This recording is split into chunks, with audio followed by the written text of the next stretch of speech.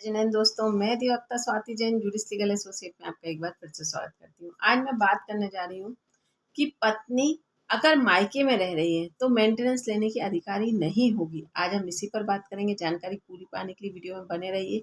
और अगर अभी तक आपने मेरे चैनल को सब्सक्राइब नहीं किया है तो मैं आपसे रिक्वेस्ट करूँगी कि मेरे चैनल को सब्सक्राइब कर लीजिए ताकि आने वाली वीडियो की नोटिफिकेशन आपको मिल सके। चलिए बात करते हैं कि 1 जुलाई 2024 से ऐसा क्या कानून आया है जिसमें पत्नी मेंटेनेंस लेने की अधिकारी नहीं होगी। तो कुछ कंडीशंस हैं जहां पर पत्नी मेंटेनेंस नहीं ले सकती। ये पहले से थी डिसाइडेड, लेकिन अब कुछ चीजें और ऐड कर दी गई हैं। जैसे पहले की कंडीशन पर हम बात करें, पत्नी कैपेबल है तो मेंटेनेंस की मांग नहीं कर सकती। दूसरा, अगर पत्नी अपनी मर्जी से बिना किसी कारण के अपने पति से विवाद कर कर मायके में जाकर रह रही है तो वह भी पत्नी मेंटेनेंस लेने की अधिकारी नहीं होगी।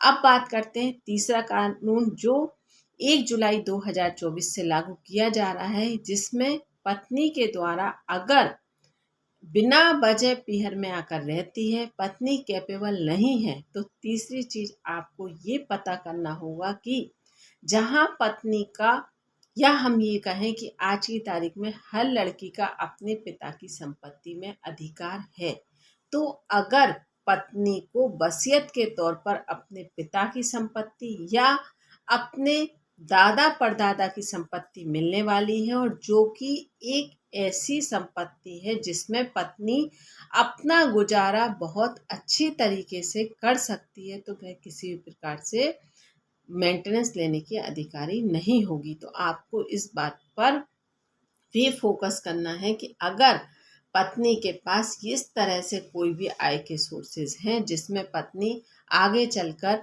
रेंट के माध्यम से, सेल आउट के माध्यम से या बैंक में जमा कर कर उसका ब्याज लेकर, मतलब इंटरेस्ट के माध्यम से अपनी जीविका अच्छे से चला सकती है, तो वह किसी भी प्रकार से पति से मेंटेनेंस की मांग नहीं कर सकती। तो आपको ये क्लियर हो गया होगा कि अब नए कानून के तहत पत्नी अगर मेंटेनेंस की मांग करती है और ऐसी कोई परिस्थितियां हैं जहां पत्नी कैपेबल है, तो पत्नी को मेंटेनेंस नहीं मिलेगा, क्योंकि पत्नी पहली बात अपनी मर्जी से जाकर पीहर में रह रही है, बिना किसी उचित कारण के रह रही है, और दूसरा, अगर उसके पास इतनी आय के सोर्सेज हैं तो वह किसी प्रकार से मेंटेनेंस की अधिकारी नहीं होगी। धन्यवाद।